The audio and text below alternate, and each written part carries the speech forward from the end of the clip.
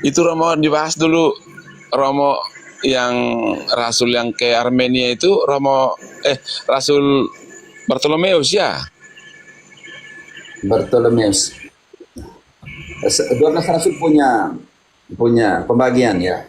Contohnya Antioquia didirikan oleh siapa, Markusnya kemana, Mateusnya kemana, Andreasnya di mana, dan semuanya.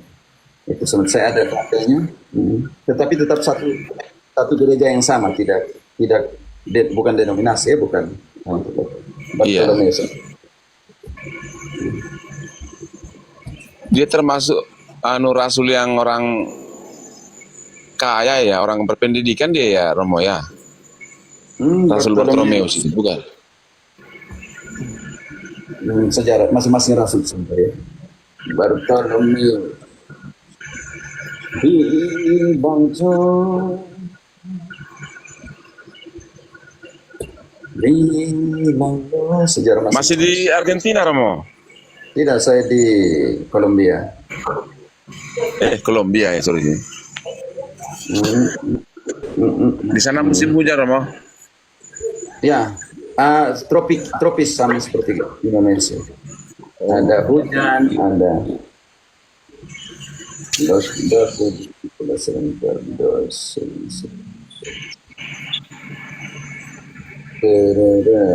engkau nama Bartolomeus kan? Jadi engkau ini suka nama Bartolomeus. Iya, itu jarang kan dibahas. Orang yang sering kan Rasul Petrus, Rasul Yohanes, Rasul Paulus. Tapi kan yang dominan kan 3 rasul itu yang paling banyak dibahas ya, Romo ya. Yang paling bahas Petrus, Paulus. Yang dari Paulus itu bukan masuk dalam 12 pertama ya. Iya, dia terakhir dipilih langsung Tuhan kan. Begitu. Tapi dia harus ditabiskan. Dia tidak hanya dipilih, setelah itu dipilih selesai. Dia harus ditabiskan dulu. Di ayat 2. Dia harus mendapatkan perumpangan tangan pentabisan dulu. Baru diubah namanya jadi Saulus, jadi Paulus. Iya, Saulus dari Paulus ya, jadi Paulus. Jadi proses panjang, tidak seperti yang orang pikirkan. Setelah dia dapat panggilan, tidak, dia harus tinggal dengan rasul-rasul, murid-murid di Damaskus, di Damsik, lalu dia harus ke Yerusalem untuk bergabung dengan rasul-rasul di Yerusalem, seperti itu. Jadi mereka pikir bahwa setelah dia disembuhkan langsung pergi mewartakan, tidak, bukan belum kenal Kristus. Dia harus tinggal bersama dengan murid-murid. Dia tidak, setelah dia disembuhkan oleh Ananias, dia tidak langsung pergi mewartakan. Dia harus tinggal dengan rasul-rasul yang lain, murid-murid yang lain dulu. Pada saat itu dia kan tidak kenal Yesus dari mana kalau tidak tinggal. Dia tidak kenal Yesus kan. Makanya ketika dalam perjalanan ke Damsik kan dia tanya, siapakah engkau? Iya. Setelah Yesus kan, begitu. Betul. Kalau dia sudah kenal Yesus, dia tidak mungkin tanya siapakah engkau. Bagaimana caranya supaya kenal Yesus? Dia harus tinggal dengan murid-murid di Damsik, belajar dari murid-murid di Damsik. Setelah itu pergi mewartakan, setelah itu kembali ke di Yerusalem untuk tinggal lagi bergabung dengan murid-murid rasul-rasul yang ada di Yerusalem. Itu dijelaskan di dalam ayat bab 19 itu. Yang saya tidak mengerti, mereka bilang, ya Yesus sudah pilih dia langsung pergi mengajar. Tidak, dia harus tinggal belajar dengan dulu. murid, belajar dulu baru pergi mengajar. Dia beberapa hari tinggal dengan murid-murid di Damsik, dan kesempatan dia kan belum kenal Yesus. Makanya dia tanya, siapakah engkau? Di dalam perjalanan kadang dia mau bantu dulu. Kisah 9 ayat 3 dulu. Artinya kan dia tidak serta-merta langsung mengajar atau memberitakan itu ya, Romo ya. Tidak serta-merta. Kita lihat proses bagaimana dia memang ahli perjanjian lama, tetapi dia tidak serta-merta mengajar. Dia harus tinggal dengan siapa? Hal yang sama Yesus panggil para rasul untuk menyertai dia, tinggal dengan dia dulu, setelah itu diutus untuk mengajar. Demikian pun Paulus, setelah dapat penyembuhan itu, dia harus tinggal dengan murid-murid di Damsik dulu. Setelah itu dia ke Yerusalem untuk bergabung dengan rasul-rasul di Yerusalem. Kita contoh, kalau Paulus sudah kenal Yesus, dia tidak akan tanya, siapakah engkau? Kisah 9 ayat 3. Kisah 9 ayat 3. Dalam perjalanannya ke Damsik, ketika ia sudah dekat kota itu, tiba-tiba cahaya memancar dari langit mengelilingi dia. Lanjut. tanah dan kedengaranlah oleh suatu suara yang berkata kepadanya, Saulus, Saulus, mengapakah engkau menganiaya aku? Jawab Saulus, siapakah engkau? Tuhan, katanya, akulah Yesus yang kau aniaya itu. Oke, kalau orang ditanya, siapakah engkau? Karena dia kenal atau tidak kenal? Amin. Ya, artinya dia belum kenal sih. Baru Dia mendengar kenal. namanya. Baru hanya dengar nama Yesus, dia pergi membantai orang-orang Kristen, tapi yang sakitnya Yesus. Ini lucu loh. Jadi kalau begitu Kristus punya gereja, karena yang dikejar oleh dia, yang dibantai oleh Saulus itu adalah gereja. Tetapi yang sakitnya siapa? Amin. Yang rasa sakitnya siapa? Dia Ya. Yang dibantai oleh Paulus adalah gereja, tetapi yang rasa sakit siapa? Tuhan Yesus. Tuhan Yesus. Oke, tahan dulu. Deo, engkau tahan dulu di ayat itu. Engkau ke bab 8 ayat 3. Siapa yang dikejar, siapa yang dibantai oleh Paulus? 8 ayat 3. Tetapi Saulus berusaha membinasakan gereja itu, dan ia memasuki rumah demi rumah dan menyeret laki-laki dan perempuan keluar dan menyerahkan mereka untuk dimasukkan ke dalam penjara. Membasmi gereja Tuhan. Tapi yang rasa sakit siapa? 9 ayat 4 tadi. Saulus, Saulus, mengapa engkau? Ayo, Deo. Menganiaya. Iya. Ia rebah ke tanah, dan kedengaranlah olehnya suatu suara yang berkata kepadanya, Saulus, Saulus, mengapakah engkau menganiaya aku? Siapa yang rasa sakit ketika Paulus menganiaya gereja? Siapa yang rasa sakit? Amin. Tuhan Yesus. Karena dia adalah kepala dan gereja adalah tubuhnya. Satu. Kalau engkau orang cubit, istrimu cubit di kau punya jari atau di kau punya perut, engkau rasa sakit seluruh tubuh? Ya, jari-jari. Artinya anggota-anggotanya. Nah, kepala berpikir bahwa saya rasa semua merasa sakit. Kena potong satu jari, seluruh tubuh merasa sakit. Jadi yang diserang adalah gereja, yang sakitnya kepala, Yesus merasa sakit juga. Dan ketika Ananias pergi menyembuhkannya, Deo langsung ke ayat 17. Ya 18. Oke, 17.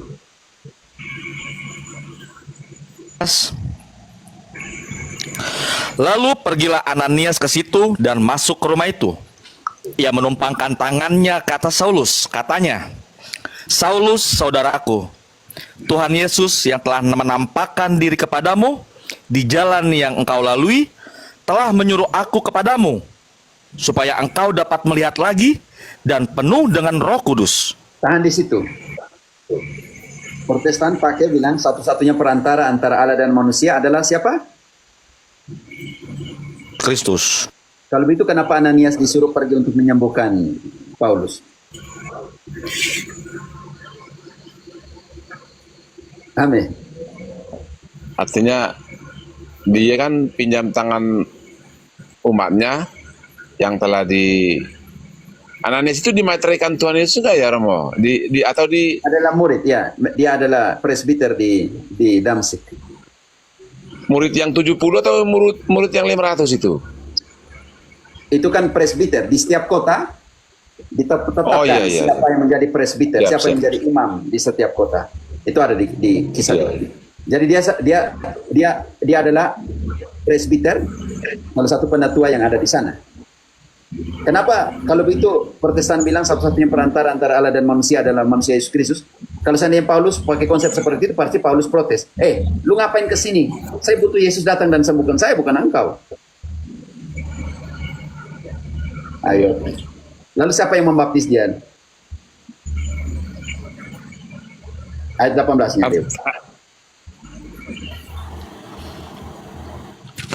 Dan seketika itu juga seolah-olah selaput gugur dari matanya, sehingga ia dapat melihat lagi. Ia bangun lalu dibaptis. Oke, ayat 19 ini penting. Sebelum ayat 20. Dia buat apa supaya dia bisa ayat 20-nya? Dia buat apa ayat 19? Dan setelah ia makan, pulihlah kekuatannya. Saulus tinggal beberapa hari bersama-sama dengan murid-murid di Damsik. tinggal beberapa hari bersama dengan murid-murid di Damsyik. Tinggal bersama dengan mereka, dapat informasi tentang Yesus, supaya ayat 20-nya dia pergi kemana?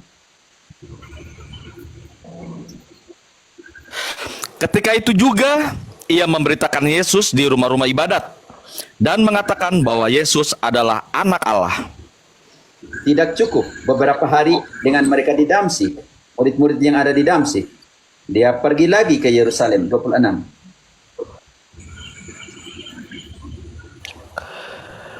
Setibanya di Yerusalem, Saulus mencoba menggabungkan diri kepada murid-murid. Tetapi semuanya takut kepadanya, karena mereka tidak dapat percaya bahwa ia juga seorang murid. Apa yang dilakukan oleh, di sini penting, apa yang dilakukan oleh Barnabas? Barnabas di sini, Barnabas juga belum ditabiskan ya. Apa yang dilakukan Barnabas? Bawa Paulus kepada siapa? Kepada otoritas. Baca ayat selanjutnya. Tetapi Barnabas menerima dia dan membawanya kepada rasul-rasul dan menceritakan kepada mereka bagaimana Saulus melihat Tuhan di tengah jalan dan bahwa Tuhan berbicara dengan dia dan bagaimana keberaniannya mengajar di Damsyik dalam nama Yesus. Paulus membuka denominasi? Tidak. Ayat selanjutnya. Dia memilih untuk ada bersama dengan siapa? Dan Saulus tetap bersama-sama dengan mereka di Yerusalem dan dengan keberanian mengajar dalam nama Tuhan. Oke, di sini masih pakai Saulus. Loncatan ke bab 13 di mana dia dan Barnabas ditabiskan. 13 ayat 2. Pada suatu hari ketika mereka beribadah kepada Tuhan dan berpuasa, berkatalah Roh Kudus, "Khususkanlah Barnabas dan Saulus bagiku untuk tugas yang telah kutentukan bagi mereka." Apa yang dibuat oleh kepada Barnabas dan Paulus? Apa yang gereja buat untuk mereka? Artinya berarti itu perintah langsung dari Tuhan Yesus ya? Tuhan Yesus untuk mentabiskan mereka berdua. Persiapkan. Bro, engkau belum baca selesai. Setelah mempersiapkan mereka buat apa kepada Barnabas dan Paulus? Itu ayat penting. Ya. Maka berpuasalah dan berdoalah mereka. Dan setelah meletakkan tangan ke atas kedua orang itu, mereka membiarkan keduanya pergi. Artinya setelah mereka Menumpangkan, tabiskan. ditabiskan. Habis. Dan setelah itu ayat langsung ke 9 dari Saulus kepada Paulus. Sejak saat itu selalu dipanggil Paulus, bukan lagi Saulus. Paulus artinya yang kecil, yang hina. Oke. Iya. Leo ayat 9. Ya. Tetapi Saulus juga disebut Paulus, yang penuh dengan Roh Kudus, menatap dia dan berkata, "Hai anak iblis, engkau penuh dengan rupa-rupa tipu muslihat dan kejahatan. Engkau musuh segala kebenaran. Tidakkah engkau akan berhenti membelokkan jalan Tuhan yang lurus itu?" Sudah, Matius ayat 9, sejak saat itulah namanya dari Saulus ke Paulus. sudah bisa mengerti? Amin. Siap. Prosesnya panjang ya, tidak main-main. Dan dia merasa terhina. Makanya Paulus itu menjadi artinya yang hina, yang kecil, karena pengejarannya kepada gereja ya. Dia bantu dulu. Dan dia bilang, saya tidak layak disebut rasul karena apa yang saya buat sebelum masuk ke Kekristenan. 1 Korintus 15. 1 Korintus ya 15 ayat 8 kalau tidak salah, dia bilang dia tuh seperti bayi prematur. Dia merasa diri kecil. Oke. Ya. Dan yang 1 Korintus 15 atau saya itu ini ya. 1 Korintus 15 ayat 8 ya. Dan yang paling akhir dari semuanya, ia menampakkan diri juga kepadaku, sama seperti kepada anak yang lahir sebelum waktunya. Lanjut. Tak aku adalah yang paling hina dari semua rasul, bahkan tidak layak disebut rasul, sebab aku telah menganiaya gereja Allah. Apa yang dianiaya oleh Paulus? Gereja Allah. Aku tidak layak dipanggil rasul karena aku menganiaya gereja Tuhan. Lanjut. Tetapi karena kasih karunia Allah saya ulangi. Tetapi karena kasih karunia Allah aku adalah sebagaimana aku ada sekarang. Dan kasih karunia yang dianugerahkannya kepadaku tidak sia-sia. Sebaliknya, aku telah bekerja lebih keras daripada mereka semua.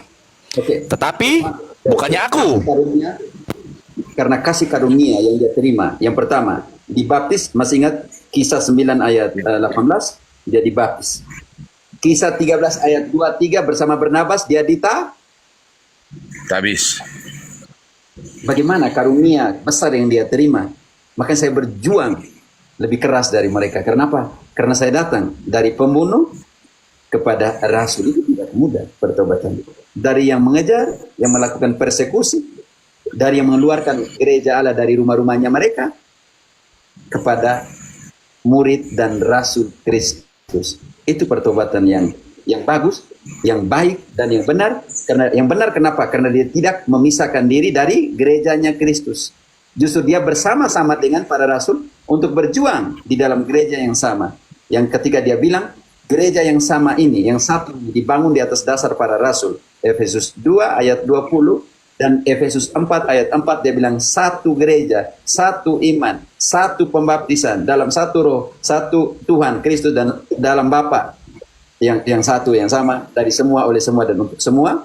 Ini yang kita namakan pengharapan sebagai sebuah panggilan Kristiani. Seperti itu. Amin. Jadi kalau Kristus, kalau Paulus yang digunakan selalu oleh Protestan, dia punya surat-surat itu mereka lebih menggunakan apa yang ditulis oleh Paulus, tetapi Paulus tidak memisahkan dari gerejanya Kristus. Dan Paulus katakan 1 Timotius 3:15, gereja adalah keluarga Allah, gerejanya Allah yang adalah tiang penyangga dan dasar kebenaran. Kalau ikut Paulus, ya harus kepada gereja yang satu yang namanya gerejanya Kristus punya. Yang didasarkan, dibangun di dasar-dasar para rasul. Di sini 60.000 denominasi, siapakah rasul yang menjadi dasar pendirian 60.000 denominasi? Amin.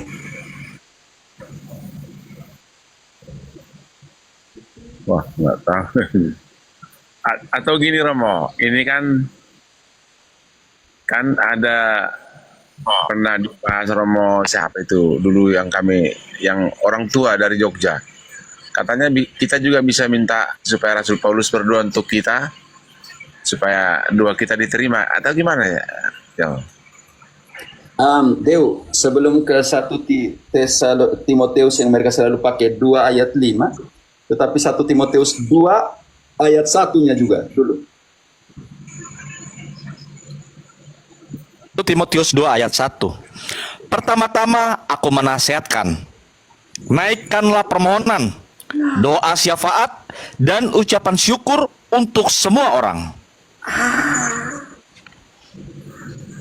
Jadi berdoalah untuk satu sama Lain. naikkanlah itu. Mereka pakai ayat 5, kita pakai ayat 8-nya. Oleh karena itu aku ingin supaya di mana-mana orang laki-laki berdoa dengan menadakan tangan yang suci, tanpa marah dan tanpa perselisihan. Dan mereka bilang, Yesus adalah satu-satunya mediator. Katolik juga bilang begitu. Tetapi bagaimana Paulus di dalam perikop yang sama, bab yang sama, mengatakan bahwa yang pertama, naikkanlah doa syafaatmu, puji-pujian. Nah, berarti berdoalah satu sama lain. Dan ayat 8 dia katakan, ini yang kita namakan intercesi. Saya mau semua laki-laki berdoa dengan tangan terbuka dalam pengertian itu, memanjatkan sesuatu dan memohon sesuatu. Ayat 5, yang mereka kunci di ayat 5 ini, tapi tidak mau membuka ayat-ayat berikutnya. Itu ayat 5 yang mereka selalu pakai. Karena Allah itu Esa, dan Esa pula dia yang menjadi pengantara antara Allah dan manusia, yaitu manusia Kristus Yesus. Bagaimana dengan ayat 1 yang dia minta, Leo? Supaya kita berdoa satu sama lain. Pertama-tama aku menasihatkan, naikkanlah permohonan, doa syafaat, dan ucapan syukur untuk semua orang. Untuk semua orang. ayat 8.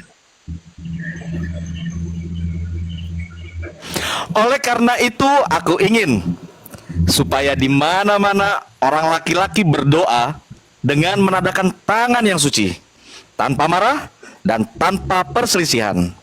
Di sini ada dua hal yang ditekankan. Yesus punya fungsi mediasi, mediator satu-satunya, yang kita semua punya fungsi yang namanya intercesi. Ayat 1 dan ayat 8 itu fungsi yang kita namakan fungsi intercesi. Tetapi dia kritik para perempuan. Ayat 9 selanjutnya. Dew, coba dibantu dulu. Demikian juga hendaknya perempuan. Hendaklah ia berdandan dengan pantas, dengan sopan dan sederhana. Rambutnya jangan berkepang-kepang. Jangan memakai emas atau mutiara ataupun pakaian yang mahal-mahal. Tetapi hendaklah ia berdandan dengan perbuatan baik, seperti yang layak bagi perempuan yang beribadah. Dengan perbuatan baik atau dengan apa? Dengan iman. Oh, dengan perbuatan Dan baik, Romo. lanjut. Perbuatan baik. Lanjut. Seharusnya, Mas Ori, lanjut ya. Seharusnya lah perempuan berdiam diri dan menerima ajaran dengan patuh. Iya. Lanjut. Aku tidak mengizinkan perempuan mengajar dan juga tidak mengizinkannya memerintah laki-laki. Hendaklah ia berdiam diri.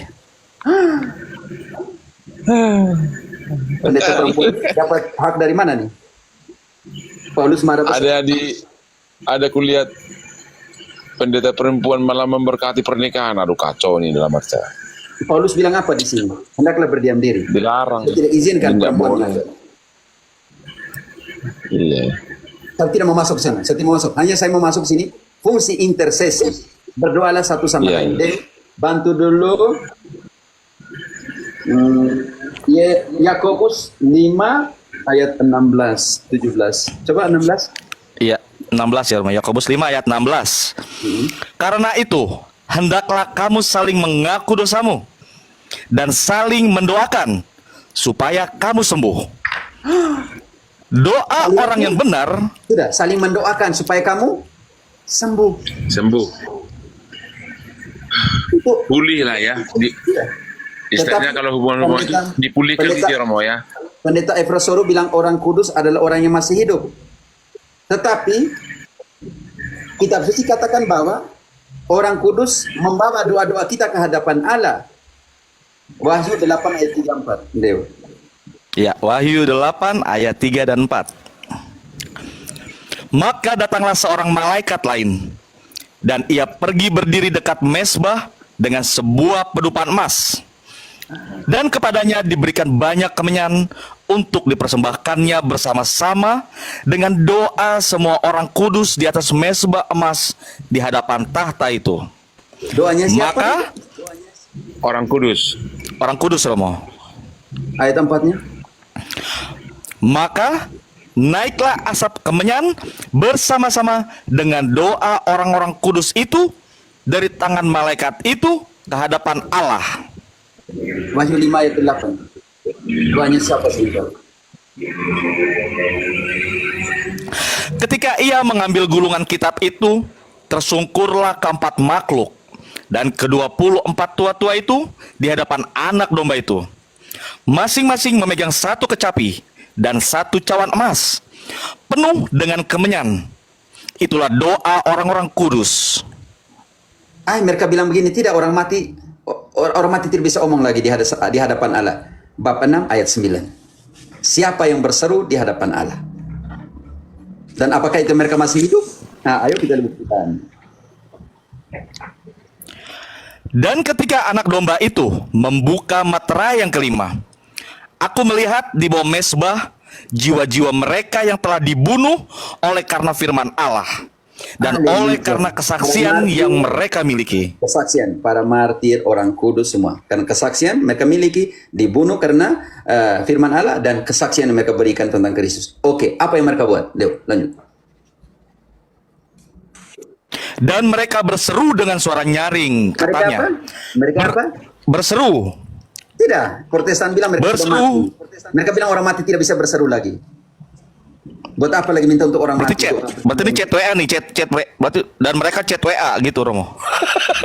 Atau gimana ini? Di sini suara nih, Romo. Mereka bilang, Dan ya, mereka Pastor bilang orang kudus yang hanya masih hidup, pendeta berseru. Tapi yang sudah mati tidak bisa omong. Di sini ayatnya omong bagaimana? Mereka berseru atau mereka apa di sini? Berseru. Oke, mereka berseru bagaimana? Untuk mereka berseru Dan untuk mereka yang masih hidup atau mereka berseru untuk apa? Oke. Ya. Dan mereka berseru dengan suara nyaring, katanya. Berapa lama lagikah ya penguasa yang kudus dan benar? Engkau tidak menghakimi dan tidak membalaskan darah kami kepada mereka yang diam di bumi? Haleluya. Cukup, sudah, cukup. Ya. Paham. Karena itu orang kudus ada di surga. Dan ketika Yesus datang nanti, dia datang dengan semua orang kudus, kecuali Protestan punya tidak ada, karena tidak ada orang kudus, berarti Yesus tidak datang dengan orang kudus. 1 Tesalonika 3:13.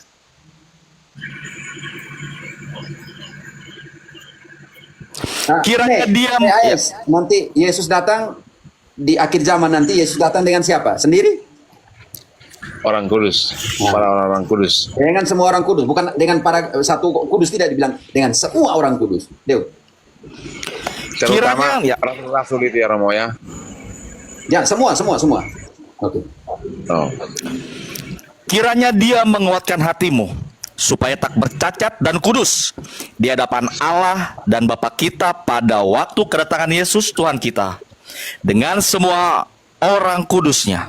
Yang Protestan punya siapa di sini? Kan tidak ada orang kudus. Karena itu gereja ini adalah gereja yang adalah rekan sewarga dengan orang kudus. Efesus 2 ayat 19. Efesus 2 ayat 19. Demikianlah kamu bukan lagi orang asing dan pendatang, melainkan kawan sewarga dari orang-orang kudus dan anggota-anggota keluarga Allah. Rekan sewarga dengan siapa? Orang-orang kudus. Pendeta Efrosoro bilang yang masih hidup saja. Kitab suci bilang yang masih hidup dan yang sudah mati. Yang masih hidup di mana? Roma 1 ayat 7. Dan semua surat Paulus didahului dengan sebuah salam. Salam untuk orang kudus yang ada di sini. Salam berarti ada yang masih hidup juga orang kudus. Tetapi tadi bukti bahwa di kitab suci ada orang kudus yang sudah mati, yang tidak ada di bumi ini, yang tugasnya membawakan doa-doa kita ke hadapan Allah untuk orang kudus yang masih ada di bumi. Contohnya Roma 1 ayat 7. Kepada kamu sekalian yang tinggal di Roma, yang dikasihi Allah, yang dipanggil dan dijadikan orang-orang kudus, kasih karunia menyertai kamu dan damai sejahtera dari Allah Bapa kita dan dari Tuhan Yesus Kristus. Oke, Pak PHS, amin. Nanti ayat 8 nih, satu-satunya ayat di mana dikatakan bahwa iman gereja Roma sudah dikenal di seluruh dunia. Ayat 8. Amin. Satu-satunya gereja yang imannya sudah tersebar di seluruh dunia itu hanya Roma. Itu Paulus membuktikan itu di ayat 8 ini. Pertama-tama aku mengucap syukur kepada Allahku oleh Yesus Kristus atas kamu sekalian. Sebab telah tersiar kabar tentang imanmu di seluruh dunia. Guys, Amin. satu-satunya gereja Ya. yang imannya sudah tersebar di seluruh dunia, yaitu gereja mana? Gereja para rasul, gereja Santo Petrus, Yang kita barusan baca tadi. Gereja Roma. Mau bilang apa? Kitab suci omong seperti itu. Kita tidak bisa bolak-balikan kitab suci sesuai dengan suka-sukanya saya. Tidak bisa. Oke. Cuma gini, Romo. Iya, Kan sebentar. saya tidak tahu. Kita salami MMS. Oh iya. 4 dan Honerem ya. Saya mata parah nih. Malam Halo, Romo. MM. Selamat malam Romo. Oke, dari mana nih MMS? Dari Manggarai Romo. Manggarai mana nih? Barat kah? Manggarai Timur. Timur, Rom. Langko Ajang. Lambaleda, Rom. Oh, engkau Lambaleda. Lambaleda sa pertama Ya, Rom. kelas. Hendra. Tapi dia di Pak Guru di Kalimantan sekarang. Hendra. Oke.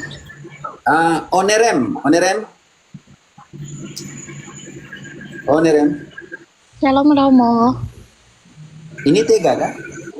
Hah? Maaf.